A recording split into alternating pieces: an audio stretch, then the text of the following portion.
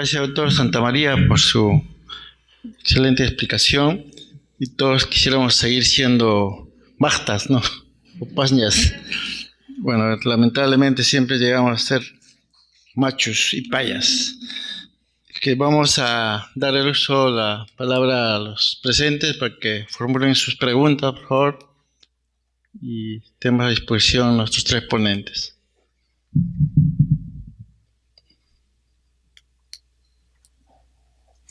Sí, doctor, por favor. Trataré de gritar. Sí, por favor. Quisiera hacer dos comentarios breves que quizás sirvan para la lectura de la discusión. Mi nombre es Alberto Arregui, un poco Gabriela León Velarde, escribimos un libro en los años 80 que se llamaba Desadaptación a la vida de las grandes culturas. Un trabajo de investigación del campo de Cerro Paco entre mineros, entre mineros de Cerro Paco. La conclusión está en el libro. Lo que quiero decirles es lo siguiente: este es un trabajo que los mineros escribieron porque ellos decían que el Cerro Paco se vivía antes de tiempo. Cosa que es cierto.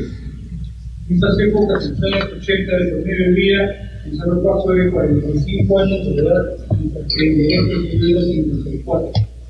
Segundo comentario para la futura discusión es que cuando estos resultados fueron presentados, nos dieron un premio. No importa por el premio. Lo que dije yo el día que me dieron el premio es que en este país donde no sabíamos en qué se moría la gente, y usted me mandó llamar el estado de la el colegio médico, decirme que yo había insultado al colegio médico a la vez de un estudio con serio. No importa. El punto práctico es que el Ministerio de Salud no nos hizo caso, el Ministerio de Trabajo no nos hizo caso. Podría haber dicho que esto está mal hecho, no está bien hecho, pero el punto práctico es que nadie creyó que la gente natural se nos ha dado. Y la razón importante es que existe nunca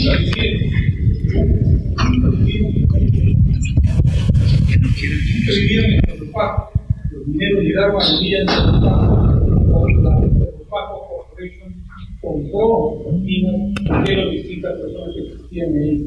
Simplemente quiero decirles estas cosas porque los temas en esta discusión sobre la tecnología de la agricultura es un tema sumamente vasto, pero tenemos que tener mucho cuidado de tratar de convencer con argumentos cariñosos a las personas que tienen el poder, la oportunidad para hacer los cambios necesarios.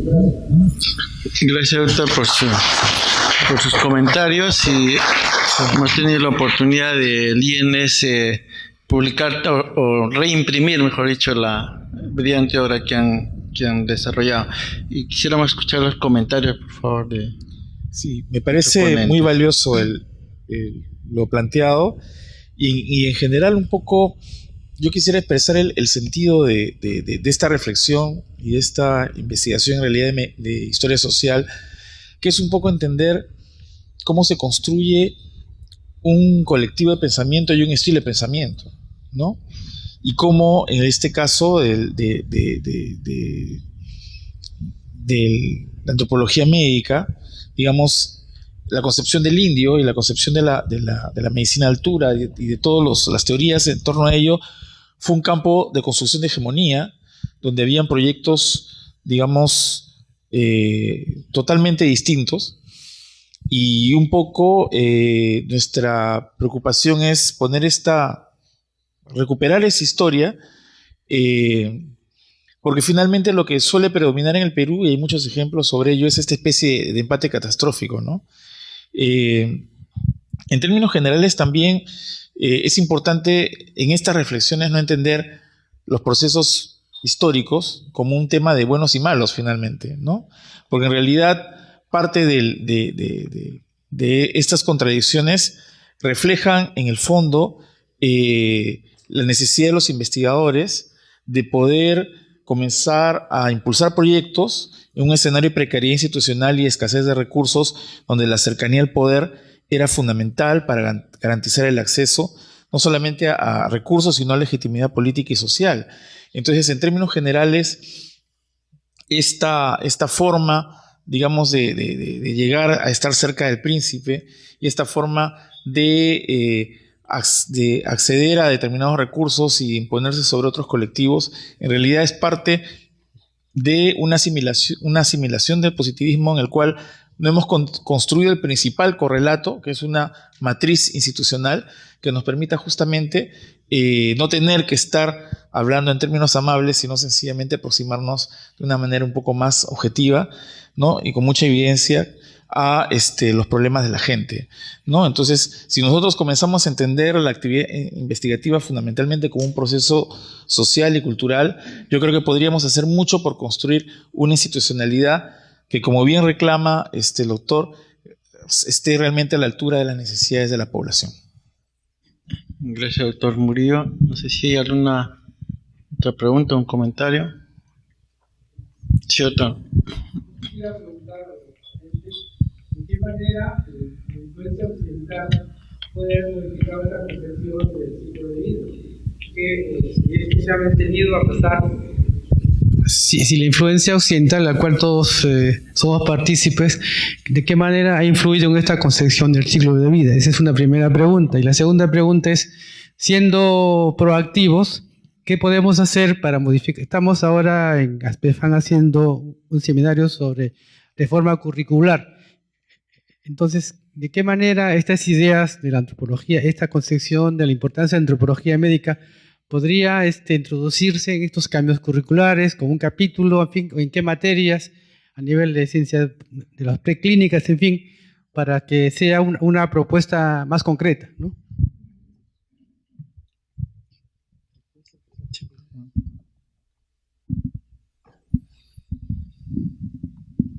Sí, con respecto a la influencia de Occidente, no ha sido total.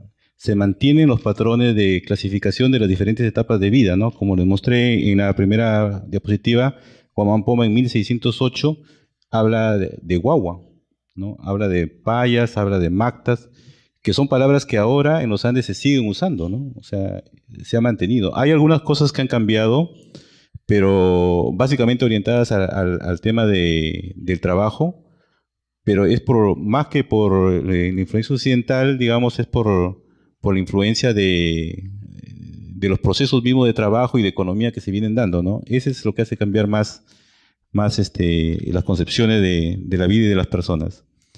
Con respecto a cómo abordar el tema desde el punto de vista de la formación médica, se tiene que ver desde el punto de vista de la medicina clínica la relación médico-paciente, ¿no? O sea, no es posible una interacción médico-paciente si el médico no conoce bajo qué conceptos de desarrollo humano tiene el paciente, ¿no? O él cría a sus hijos para los pediatras o cuida a sus abuelos para los que hacen gerontología. Y tampoco se puede tener en cuenta cómo analizar los procesos de salud y enfermedad, ¿no? No todo es síndrome cultural, ¿no? Sino de que cómo es la expresión cultural de los procesos fisiopatológicos, ¿no? Por ejemplo, en la revista misma tuve la oportunidad de presentar el caso de Taki Oncoy, ¿no? El Taki Oncoy es la expresión cultural de la intoxicación por exposición al mercurio en la época de la colonia, ¿no? Y la expresión cultural más clara de eso es el baile tijeras, ¿no? Si ustedes observan detenidamente el baile tijeras, se van a dar cuenta de que del inicio a fin describe la historia natural de la intoxicación por mercurio, ¿no? Desde que empieza el temblor hasta que muere el trabajador, ¿no? Entonces, las culturas que no tuvieron escritura, digamos, ¿de qué manera transmiten su conocimiento? Hemos encontrado de que en los Andes lo transmiten a través de sus tradiciones, pero también de sus expresiones culturales, ¿no? Sí. Bueno, respecto a la antropología médica, una reciente investigación realizada por un antropólogo de San Marcos, profesor Luis Suárez, en el último Congreso de Antropología Médica en Bogotá, ha presentado que por lo menos hay 10 facultades de medicina que en estos momentos han incorporado asignaturas o contenidos para el desarrollo de competencias en interculturalidad, lo cual es evidentemente una reforma silenciosa, si se quiere, pero en realidad aquí el problema es un poco más complejo porque no solamente se trata digamos, de un componente en términos de cómo aproximarse mediante diversas dicotomías, sino también de diversas técnicas. He encontrado algunos discursos en universidades como quien dice, bueno, parte de la antropología médica es cómo vas a una comunidad, haces una encuesta, en fin, ¿no? En realidad, aquí el tema central, y creo que esa es la ruptura paradigmática que tenemos que incorporar en la formación de los médicos, es qué significa ser el otro en el Perú. Y ser el otro en el Perú es enfrentar nuestros propios demonios como sociedad, ¿no? O sea, definitivamente la otredad, ¿no? Se manifiesta en situaciones extremas, ¿no? A veces, por ejemplo, conversas con los chicos sobre cosas como, por ejemplo, lo que pasó con las poblaciones en la época del caucho, por no decir cosas más recientes, y realmente son cosas difíciles de asimilar, pero importantes para entender el complejo rol que tiene la otredad en el país y las enormes consecuencias que eso tiene para la vida, para la salud, para el bienestar de las poblaciones. Entonces yo creo que allí, en realidad, por ahí va una ruptura paradigmática que va más allá de lo técnico, o que va más allá de cómo incorporamos a Clayman o si entramos en un escenario post-Clayman, sino fundamentalmente a entender lo complicado y complejo que es en nuestro país ser el otro, ¿no? El otro diferente.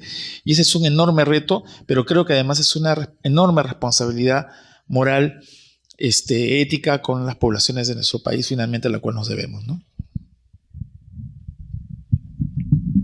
Bueno, bueno, por acá, doctor, por favor, ¿tiene el micro?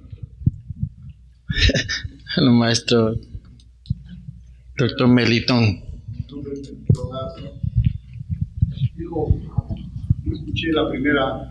No escuché la presentación del doctor Salaverry, que supongo que fue interesante porque llegué tarde, le pido mil disculpas.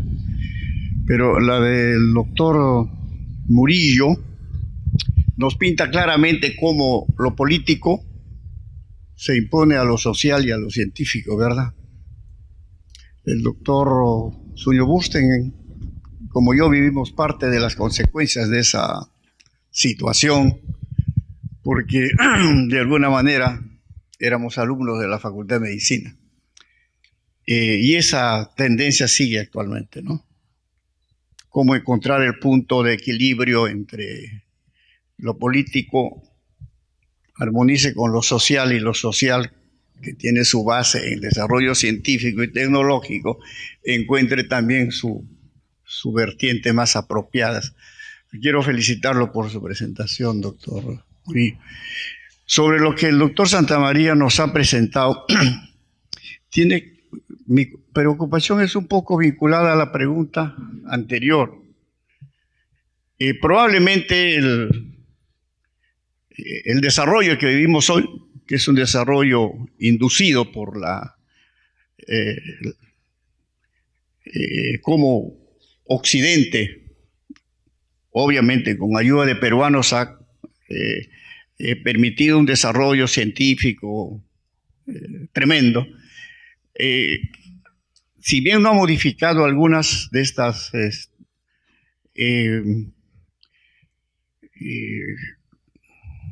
divisiones que se hacen en las fases de crecimiento y desarrollo de los niños y consecuentemente de su cuidado, ¿no es cierto? Nos ha explicado así el doctor Santamaría, porque persisten estos patrones en muchos sitios, debe haber influido.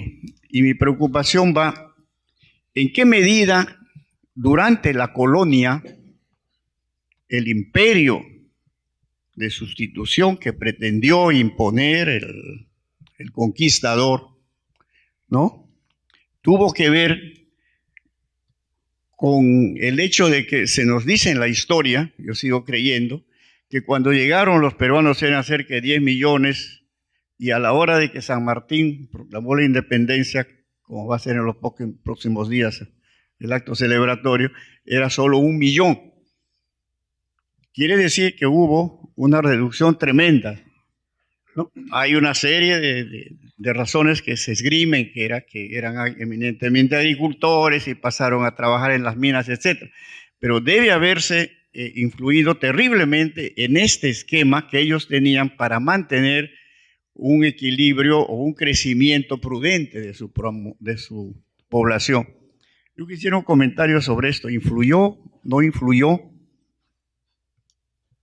Eso quería, con la felicitación del caso, por supuesto, doctor Santamaría. Gracias, doctor Melitón. Por favor, doctor Zubaldo. Bueno, en realidad sí podemos saber algunas cosas, unas directamente y otras por inferencia. Las cifras que menciona el doctor Arce son aún más graves. No fue hacia el final de la colonia que teníamos 1 millón de habitantes, fue 100 años después. Es decir, se calcula que había unos 10 a 12 millones de habitantes en el Imperio Incaico al momento de la llegada de los españoles. Y tenemos un primer censo, más o menos unos 90 y tantos años después, en el cual solamente hay 1 millón de personas. Es decir, se ha reducido a la 10ª parte de la población. Nos solemos horrorizar de que durante la época de la Edad Media murió la 2/3 parte de la población en Europa y casi desaparece la civilización. Bueno, pues aquí en el Perú desapareció la civilización. ¿Por qué 2 siglos después no se sabían leer los quipus? Porque murieron los que sabían leerlo y porque no hubo quien transmitiera. ¿Por qué gran parte de la medicina tradicional se ha creado como medicina popular en los últimos 2 siglos? Porque los que sabían la medicina tradicional murieron. ¿Por qué no seguimos repitiendo las formas en que podíamos hacer las trepanaciones, que por ejemplo duraban a veces 2 días la trepanación? ¿Cómo podían mantener a una persona sin que se contaminara, con la analgesia adecuada? Eso ya lo desconocíamos 150 años después de la llegada de los europeos. Fue un desastre y una debacle demográfica, la más grande que ha existido en la historia de la humanidad reportada, la que hubo en América. Y por supuesto que influyó muchísimo. Lo que no tenemos es probablemente lo que sí tenemos en el caso de México, pero podemos asimilar que es parecido. Lo que se ha mencionado también a través del doctor Murillo, la visión de los vencidos. Ese tema en la cual se muestra cómo percibe una sociedad esta debacle, que para ellos significa un fin del mundo. Porque para el mundo andino fue el fin del mundo cuando pasaron de una economía agrícola, cooperativa y diversa a una economía centralizada, extractiva y donde no valía la persona. Y yendo a la referencia del doctor Santamaría, cuando de pronto esos valores que tenían que ver con las capacidades de trabajar en forma agrícola fueron totalmente desvirtuados por ahora cuando una persona es un hombre productivo, cuando puede entrar a trabajar en las industrias extractivas, no cuando es en la industria agrícola, no es cuando es en la agricultura, en la ganadería, como era antes. O sea, se desestructura una creación social que no había sido creación de los incas, sino había sido una creación andina durante varios milenios anteriores, podemos remontarnos hasta Caral, se desestructura violentamente en un periodo de no más de 50 años. Se desestructura la sociedad y además se elimina gran parte de la sociedad. Evidentemente, todos somos herederos de esa debacle. Y también hay un mestizaje cultural. La persistencia de los nombres, la persistencia de algunas actitudes, solamente lo que nos indica es la enorme resiliencia del mundo andino, que pese a esa debacle demográfica, pese a esa debacle cultural y a 400 años de imposición, primero por los españoles, y también hay que decirlo, después por los liberales, revolucionarios, republicanos, que tampoco conocieron la realidad del indio, sin embargo, pese a eso todavía tenemos algunas supervivencias. Eso lo que muestra es la enorme capacidad de resiliencia que ha tenido el mundo andino. Sí, lo que yo quiero agregar es de que se está manejando últimamente el concepto de hombre multidimensional, ¿no? O sea, es la persona que en el mundo rural se comporta de acuerdo a las normas del mundo rural, pero en la ciudad se comporta de acuerdo a las normas de la ciudad, ¿no? Entonces, y si viene a Lima o se va al extranjero, se va a comportar de acuerdo a las normas de donde llega, ¿no? Entonces, hay este concepto en el cual por ejemplo, los padres dicen de que mandan a sus hijos a la escuela para que aprendan a vivir en la ciudad y a tener trabajo de la ciudad. Pero ellos son conscientes de que lo que van a aprender en la escuela no les va a servir para mantener la chacra ni criar los animales, ¿no? Entonces, hay esta diferenciación de espacios y de desarrollos, y en cada espacio respetan, digamos, la estructura conceptual. Lo que hacen ellos es apropiarse de esos nuevos conceptos, pero saben que son para un ámbito distinto al que ellos tienen como origen, ¿no? Sí, acá habían 2 preguntas más. Sí. Ahí, por favor.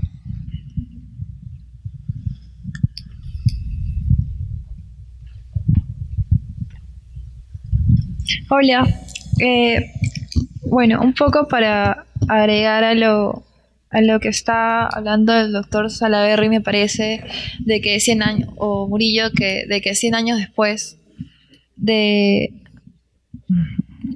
Un poco para agregar el tema de la desaparición o debacle cultural y el hecho de que 100 años después de la venida de los españoles, la población se reduzca a 1 millón de habitantes.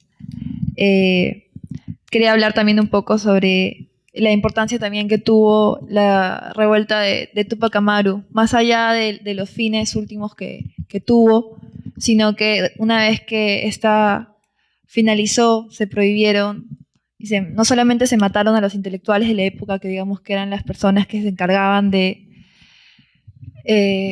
reproducir el conocimiento que ya se tenía, sino que también se prohibieron las vestimentas, la reproducción de su cultura en espacios abiertos, etc.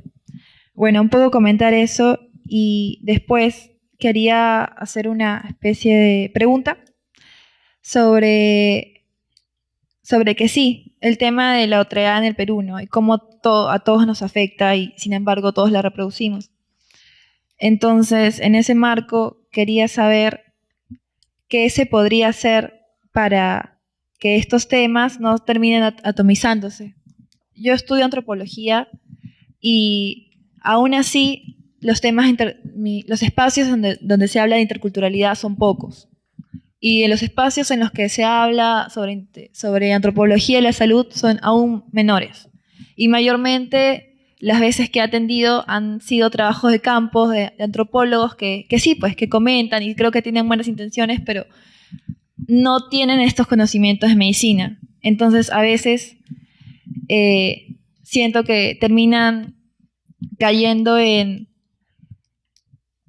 la superficialidad de halagar los intentos que hay sobre interculturalidad, pero que no va más allá.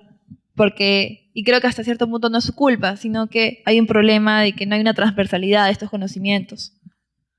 Y bueno, y lo mismo acá ahora, que creo que la mayoría de los asistentes deben estar relacionados a medicina, ahora estudio medicina. Quería saber qué intentos hay de transversalizar estos conocimientos y en el caso de que no haya muchos, ¿qué proponen? Gracias. Bueno, quisiera contestar brevemente. En realidad sí, a la fragmentación que hemos reproducido históricamente, también tiene que ver la enorme dificultad de construir espacios institucionales para un trabajo multidisciplinario, ¿no? Eso también ha sido enormemente difícil y de una u otra manera, por lo menos en mi universidad, estamos tratando de construir esos espacios con bastante esfuerzo. Es una práctica compleja porque significa no solamente reconocerse entre distintas profesiones, sino comenzar a escucharse, escuchar al otro, ¿no? A reconocerse. Y es todo un tema importante, pero en algo estamos avanzando. De hecho, por ejemplo, en San Marcos ya hemos logrado algún nivel de contacto y capilaridad con algunas personas de antropología. Pero incluso, por ejemplo, algunos temas de reclutamiento de antropólogos para que trabajen en nuestra facultad enfrenta dificultades que tienen que ver que incluso nuestro propio diseño administrativo no está adaptado para poder tener científicos sociales y contratarlos en el marco administrativo de una facultad de medicina. O sea, hasta eso hay. Pero también hay elementos que tienen que ver con la necesidad de abordar estos procesos en marcos de permanente construcción, ¿no? Por ejemplo, una de las cosas que estamos haciendo, que son experiencias de antropología, de ejercicios de antropología hospitalaria, y vas a un hospital del Perú y definitivamente eso no conversa con las teorías, ¿no? De lo que es un hospital total, ¿no? Por ejemplo, tipo Goffin del mundo americano, ¿no? Hay que construir una teoría per se para poder explicar, digamos, la penosa situación de los hospitales. Entonces, en realidad, este campo, esta interfase y este diálogo de la antropología con la medicina, desde lo concreto, tiene enormes retos y sobre todo una realidad que es enormemente líquida y en la cual recién nosotros estamos empezando a a construir estas sinergias y estas experiencias de enfrentamiento compartido, ¿no? Es todo un reto en realidad. Creo que la pregunta nos obliga a ver varios escenarios. Además de las dificultades que puede haber mostrado el doctor Murillo, que son concretas, tenemos también que el hecho de que necesitemos abordar este tema implica reconocer que hay un fracaso de la educación en nuestro país, porque el que tengamos que afrontar el problema de la otredad en el nivel universitario implica que la formación básica en un país tan diverso como en el nuestro no lo ha resuelto en los momentos que iba a resolverse. Ese es un tema. Tal vez uno de los métodos es la otredad especular, es decir, reconocerse uno como el otro también, a sí mismo como una posibilidad. Y para las propuestas concretas, creo que hay mucho por trabajar. El año pasado se realizó un congreso de antropología médica auspiciado desde la antropología, en la cual la participación, por ejemplo, de profesionales de la salud fue escaso. Es decir, antropología de la salud, pero desde la perspectiva antropológica. Y también hay quienes están trabajando por incorporar temas antropológicos de la medicina y también minimizando el rol de los científicos sociales. Es decir, ese no es el camino, es un camino para llegar a otro empate desastroso como los que ha señalado el doctor Murillo, en el cual finalmente no vamos a ganar ninguno. Creo que hay una oportunidad que se está presentando en este momento. La nueva ley universitaria obliga a que todas las universidades tengan estudios generales. Si la educación básica ha fracasado en el hecho de educarnos y solamente nos ha instruido, entonces tenemos la oportunidad en los estudios generales de todas las universidades de incorporar, según lo que corresponda, la licencia de salud o cualquier otra área, estos temas, para que nos permitan iniciar la carrera profesional, sea en lo que sea, comenzando sobre la base real de nuestro país. Un país diverso y donde tenemos que reconocernos como diversos. Y donde tenemos que comprender que lo que nos van a enseñar en los siguientes años es una versión de la realidad y no la única versión de la realidad. Que me enseñarán a mí a medir la temperatura con un termómetro o a medir el pulso en el pulso radial, pero sin embargo los andinos lo medían en el pulso nasal y lo hacían muy bien, y que tenían otras formas de reconocer las cosas. Y cuando hablamos de antropología de la salud, no es solamente un curso en el cual me doy las visiones básicas. Una visión ideal sería que cuando se estudie semiología, es decir, el estudio de los signos y síntomas que nos digan una enfermedad, sepamos también pues, algunos métodos, ya no digo que utilizan todavía en el mundo andino o el mundo amazónico. Y que cuando estudiemos terapéutica no solamente nos enseñen esos fármacos, sino también aquellas otras cosas que siguen utilizándose en las comunidades tradicionales. Esa es una verdadera integración, en la cual conozcamos tanto lo que nos corresponde de nuestra versión occidental como aquello que nos corresponde de nuestra tradición étnica y nacional. Bueno, muchas gracias. Si no hay más comentarios, la última pregunta.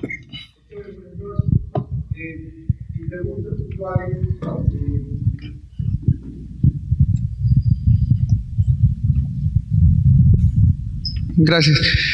Mi pregunta puntual es, a partir de las experiencias en proyectos mineros acaecidos en Bagua, en Conga, en Tía María, ¿cuál es la reflexión de ustedes y qué recomendaciones nos podrían compartir para no cometer esos mismos errores en donde la referencia de nuestros expertos en el área de salud y en estos temas de interculturalidad se canalicen hacia nuestros gobernantes y no cometer ese gran error pues de denominar como ciudadanos de segunda categoría a nuestros compatriotas que realmente se han visto afectados, ¿no?, hacia su idiosincrasia, ¿no? Y en general por estas experiencias que ustedes hoy día nos han compartido, ¿no? Gracias.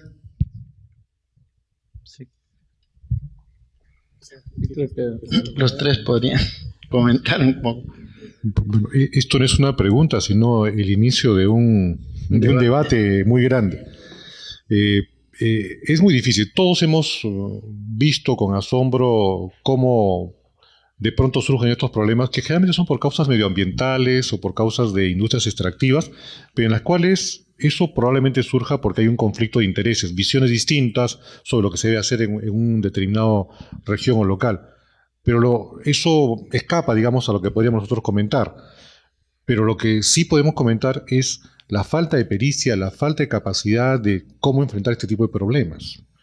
Es decir, los negociadores que tiene generalmente el aparato técnico del Estado son negociadores para tratar con semejantes, con otros occidentales, en un clima de intereses, y no en el tema de cómo se trata con las vivencias de los pueblos indígenas. Por experiencias anteriores he tenido muchas oportunidades de trabajar con poblaciones indígenas. Participé en la construcción de una política sectorial de salud intercultural que agrupó durante 2 años a más de 600 dirigentes indígenas sobre qué es lo que pensaban que fuera salud intercultural. Y esto fue difícil. Les comento un detalle nada más. Invitábamos, por ejemplo, a los dirigentes indígenas y la dirigente indígena decía que ella no iba a ser invitada sola, ella no podía dejar a sus hijos y por tanto tenemos que invitarla a ella y a sus hijos pequeños para que vayan a la reunión donde ella podía llevar la voz de las mujeres indígenas. Esto para el Estado era incomprensible. Yo invito a un delegado, pero ¿por qué tengo que invitar a su familia? Claro, es que de la perspectiva occidental eso nos parece anormal, pero la perspectiva andina era algo totalmente natural. Si me invitas a mí y no me llevas con mi familia, no puedo ir, con lo cual me estás limitando mi derecho a participar. Entonces, el Estado occidental, el Estado peruano, no está preparado para esto. Y gran parte de la explicación, del crecimiento de estos conflictos, hasta la magnitud que han tomado, incluso llevando a la muerte de muchos, es por esta absoluta discordancia de miradas que se tiene entre el Estado y la verdadera población. Y eso de base está en que esos profesionales, que tal vez con la mejor intención han intentado mediar en el conflicto, no pasaron pues por ese barniz de antropología médica o por antropología del diálogo, del negocio o de cualquier otra cosa que debieron pasar, porque la educación fracasó y no los hizo conocer al otro de nuestro país, sino cuando lo fueron a ver en un conflicto, porque no lo supieron saber, no supieron de él en la educación básica, tampoco lo supieron en la universidad, y solamente cuando ya eran el director o el gerente de alguna empresa recién se enfrentan a ese tema, porque desconocen la realidad de nuestro país. Entonces, ahí hay un tema básicamente educativo. Y la solución a largo plazo, más allá de los conflictos que siempre existirán, es que sepamos enfrentarlos en un nivel en que veamos no de arriba para abajo al otro, sino que veamos en un nivel de horizontalidad.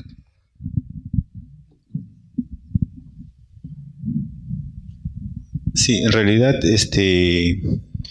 ¿cómo fue que se pasó de una sociedad agraria a una sociedad minera, ¿no? Y eso fue en la colonia, ¿no? Y un actor principal fue el virrey Toledo, ¿no? Cuando Toledo llegó, dictó 2 medidas que hasta ahora, digamos, siguen teniendo impacto, ¿no? Uno, la mita minera, en la cual las personas tenían obligación de ir a trabajar a las minas, pero también sacó un decreto en el cual los empresarios mineros tenían libertad absoluta para usar el agua, el suelo, la vegetación y todo lo que necesitasen para el buen desarrollo de la minería, ¿no? Entonces, y eso se mantuvo vigente por lo menos 200 años, ¿no? Entonces, hay raíces históricas y que no han podido ser superadas hasta ahora, ¿no? A pesar de los movimientos sociales. Y es que todo esto también viene cruzado por algo que llegó con la colonia, ¿no? Que es el racismo biológico, ¿no? Esa discriminación no solamente económica y cultural, sino también biológica con respecto a los peruanos, ¿no? O sea, el problema tiene raíces muy, muy profundas, ¿no?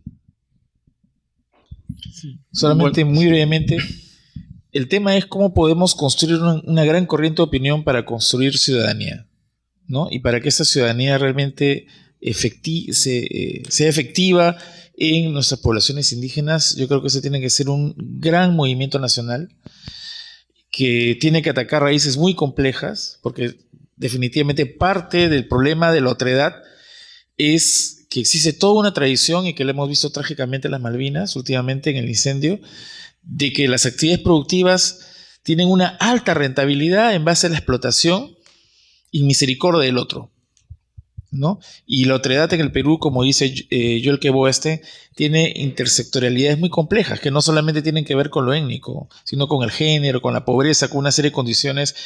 Yo creo que el que podamos discutir estas cosas va a poder, digamos, generar el espacio y el ambiente para que probablemente con el tiempo las siguientes generaciones puedan construir una real ciudadanía para nuestros hermanos andinos y amazónicos, ¿no? Bueno, muchas gracias por las preguntas y las exposiciones. Yo quería aprovechar para comentar, haciendo alusión a lo que diría el doctor Salaverry, la resiliencia. Actualmente tenemos problemas de valores, ¿no? Y las noticias de hoy día, por ejemplo, a uno lo descuadra, esto que está ocurriendo con el Poder Judicial, etcétera, y todos estos días que estamos viviendo eso. Entonces, si mirar un poco hacia atrás, el retomar estos valores, ¿no? Tan simples como el Amasua, Amajeya, Amayuya, ¿no? Tan simples, pero que siguen vigentes. Y por lo menos esos tres podríamos retomarlos, sería bastante, ¿no? Y lo otro que mencionó el doctor Santa María también, del Agin Causa, ¿no? Que esa visión integral de ese equilibrio que debe haber en nosotros mismos, el equilibrio con los que nos rodean, con la sociedad y esa interacción con la naturaleza, ¿no? Que se sintetiza también en dos palabras, que es el Agin Causa. Y coincidentemente, el 2015 hubo una discusión de muchos expertos en la Organización Mundial de la Salud, donde se acordó esto de los Objetivos de Desarrollo Sostenible, ¿no? Y que ahí son 17 objetivos y 169 metas, algo que es difícil de hacer una tabla, por lo menos para hacer el seguimiento. Eso es casi utópico, ¿no? Pero es lo ideal que han planteado estos expertos. Pero eso se sintetiza en lo que es el Agin Causa, ¿no? Ese equilibrio que debemos tener nosotros con los que nos rodean en la familia, en la comunidad, y también ese respeto por la naturaleza. Creo que este tema de la antropología en la salud nos está llevando a reflexionar, y no solo quedarnos en la reflexión, sino en la acción, ¿no? Como ya de las preguntas han surgido, ¿qué hacemos frente a esto, ¿no? Y creo que es importante la formación, no solamente ya a nivel universitario, sino desde más atrás. Creo que es un deber que todos lo tenemos. Vamos a concluir esta parte y vamos a invitar al doctor Suño Bursten, que está representando al presidente de la Academia Nacional de Medicina, y también tenemos al doctor Aldo Luchetti Rodríguez, quien representa al jefe del Instituto Nacional de Salud, el doctor Luis Suárez. El doctor Luchetti es médico infectólogo, es profesor de la Universidad de Ciencias Aplicadas, que viene en representación del jefe institucional. Entonces dejamos en el uso de la palabra al doctor Luchetti para dar palabras alusivas a esta sesión, y luego al doctor Suño Bursten como representante de la Academia Nacional de Medicina.